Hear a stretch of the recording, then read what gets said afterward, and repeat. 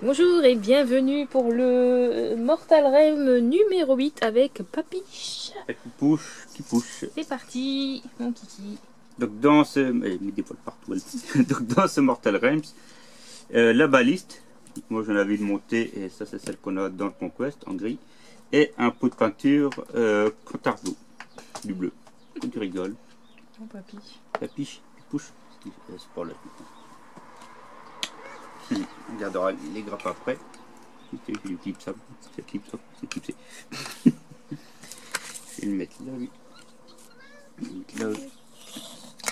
Donc, là, normalement, la boîte, la baliste, elle fait 20 €. C'est du Z2 Build, c'est 20 € pour ces trois-là quand on l'achète normalement à Games Workshop pour une boutique. Et là, le Mortal Realms, il fait 10 €. Donc on fait déjà 10 € d'économie et le pot de peinture il fait 3,60 € normalement. Donc on fait déjà une petite économie, enfin une bonne économie finalement. On l'a à moitié prix.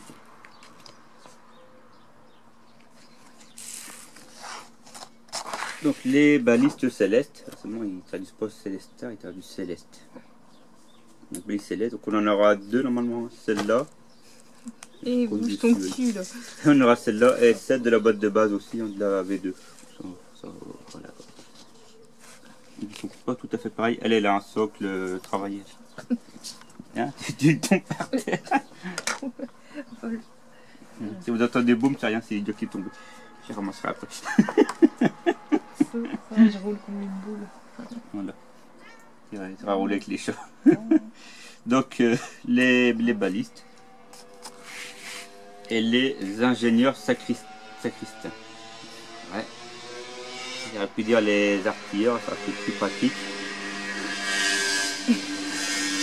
Désolé pour le bruit ambiant, mais... Les fenêtres ouvertes et qu'on habite en ville, c'est cool. bruyant. Enfin, nous on est à proximité de Béthune, la ville, et on est en campagne de Beuvry. On est à proximité de tout, quoi.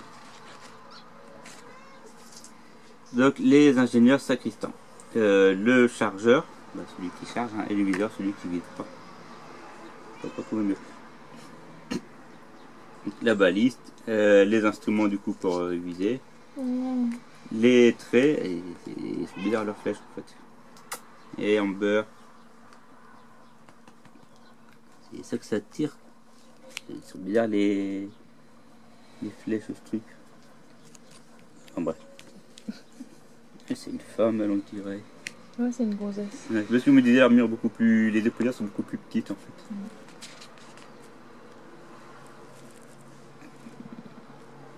Jaloux.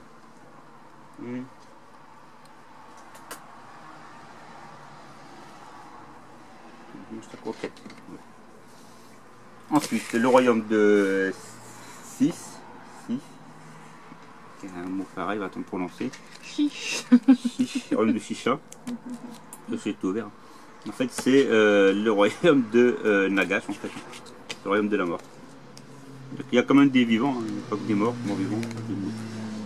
Il y a quand même des villes normales, enfin, normales comme on parlait. Mais la vie est difficile et cruelle, hein, puisque bah, c'est quand même le royaume de Nagash qui est là-dedans. C'est pas ici, quand même. J'aime bien son casque. Donc la cosmologie, on peut voir ici le royaume de 6 comment il est, le peuple, donc un des représentants du peuple, et ici un petit topo sur la vie, comment ça se déroule chez eux. Les royaumes assiégés, donc là on arrive avec les Green Force, c'est dans la V2 que ça se passe. On peut voir ici un libérateur, qui est une des figurines de la V1 essentielle. Glimsforge qui est le lieu de la V2, dans Hammer V2 où ça se déroule en fait, le Hammer le Sigmar V2 de base. Donc le guide d'assemblage de la baliste, c'est du clipsable, justement parce qu'ils démontent tous les personnages avant de clipser. Et là ce qui est pas mal aussi, ils expliquent en fait si une pièce est cassée, comment la recoller. Bon forcément c'est avec de la colle, mais jusqu'à maintenant j'avais pas encore vu ça dans les guides de montage. Et oui, ça arrive des fois qu'une pièce se casse dans la boîte avant l'ouverture, ça m'est déjà arrivé. Ouais, c'est qu'ils font des choses tellement fines maintenant, c'est qu'on voit la main, c'est hallucinant. Et du coup, la grappe est ici, elle date de 2018. Donc, ouais, donc la version. Ah, c'est devant.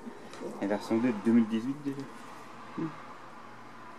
Non, il y a la V3 qui sort cet été. On dirait plus trop quelque chose. Donc on peut avoir exactement le même en doré, en gris du coup. Et là on les a montés. Les montres montées. La balise avec les deux personnages et la balise elle-même proprement dit. Ensuite la peinture. On réunit toutes les figurines comme maintenant et en peinturlure. Il y a un petit verbe peinturer. Peinturlure. Le rétributeur armure.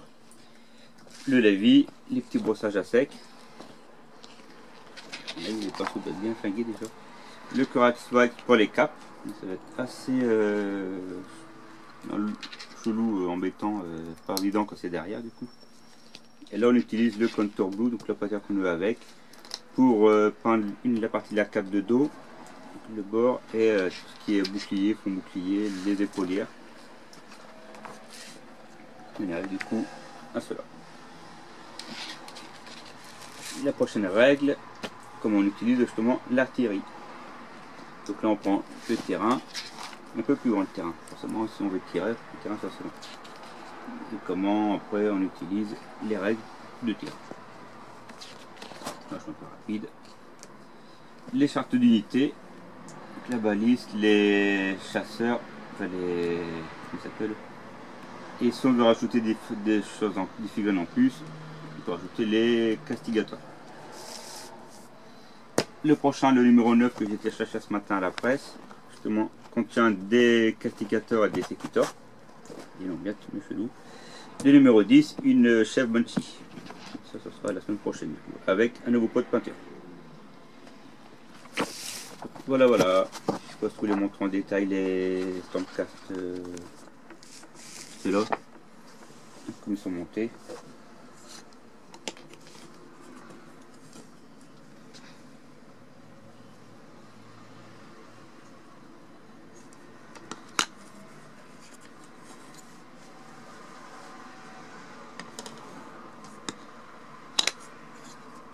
Tout clipsable, on n'a pas d'option, c'est tout est utilisé. Des fois il reste une tête, on a un choix de tête tenue, tête casquée, là non. C'est voir si on peut des fois inverser une tête, mais ça va me paraître compliqué. Des fois il y a moyen d'inverser des éléments sur l'un ou sur l'autre, mais ça me paraît un peu plus compliqué du coup. C'est-à-dire de varier les figurines, éviter d'avoir tous des clones. Il y a une couche qui regarde.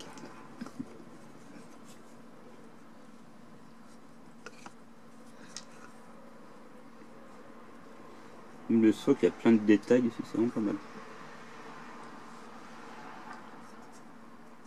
Tu as les équipements sur le côté, tu as les munitions, c'est vraiment bien. Bel détail.